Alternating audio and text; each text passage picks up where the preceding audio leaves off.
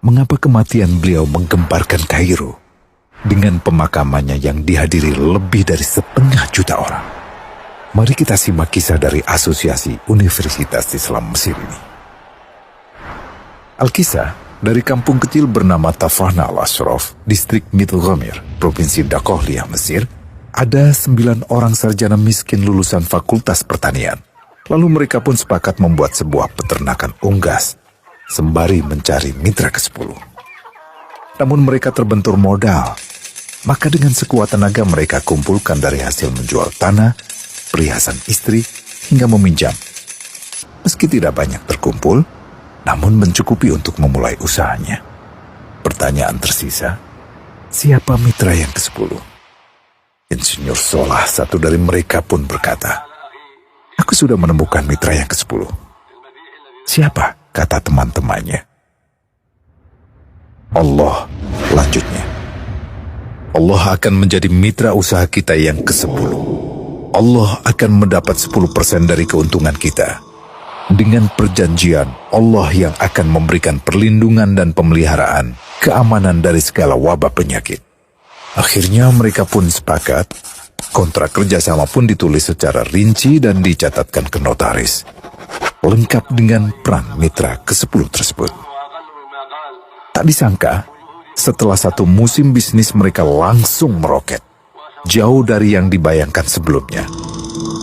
Lalu mereka pun kembali bersepakat menambah jatah keuntungan mitra ke-10 menjadi 20% di musim kedua. Dan begitu seterusnya hingga mencapai 50%. Lalu bagaimana keuntungan mitra ke-10 itu dialokasikan? Dimulai dengan membangun sekolah dasar Islam putra, lalu lanjut putri, kemudian sekolah menengah putra, kemudian putri. Tambah lagi madrasah aliyah putra, lalu putri. Tapi karena keuntungan terus membanjir, akhirnya dibentuklah Baitul Mal. Dan mereka pun mengajukan ke pemerintah untuk membangun universitas di kampung. Awalnya ditolak dengan alasan tiadanya akses bagi para mahasiswa.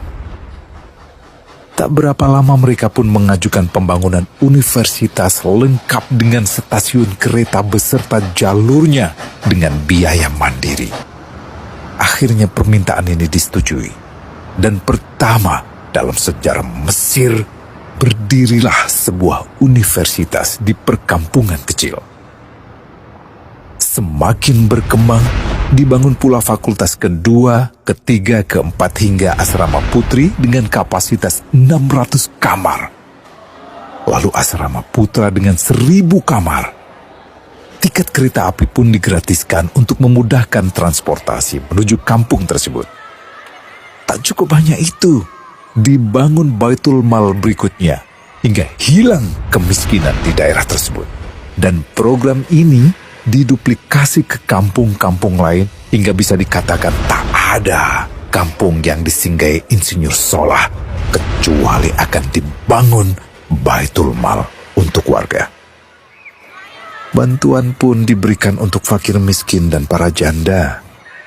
Pemuda pengangguran pun dilatih untuk mengelola perkebunan sayur hingga mandiri, bahkan sampai bisa mengekspor ke negara tetangga. Pada saat panen raya, seluruh penduduk dikirimi paket sayur. Di hari pertama Ramadan diadakan buka puasa bersama untuk seluruh penduduk desa. Mereka memasak dan hadir ke lapangan yang dipenuhi beraneka makanan. Disiapkan juga perabotan untuk gadis-gadis yatim yang ingin menikah. Dan ini semua merupakan sedikit dari banyaknya kebaikan yang dilakukan oleh Insinyur Solah. Hingga pada akhirnya disepakatilah keuntungan perusahaan 100% untuk Allah. Insinyur Solah yang awalnya adalah salah satu mitra usaha berubah menjadi karyawan Allah. Dia hanya menerima gaji, namun dia memberikan Tuhannya syarat agar membuatnya hanya butuh kepadanya dan hanya meminta kepadanya. Inilah sosok Insinyur Solah Atiyah, aktor utama kisah menakjubkan ini. Keikhlasannya membuat ia sama sekali menolak terkenal di media massa. Dan kini, meski orang yang melibatkan Allah ke dalam bisnisnya ini telah wafat, terbayang seluruh amal jariahnya yang selalu mengalir untuknya. Masya Allah. Pertanyaannya, akankah ini hanya menjadi sebatas kisah saja? Atau menjadi teladan bagi kita untuk mengikuti jejaknya?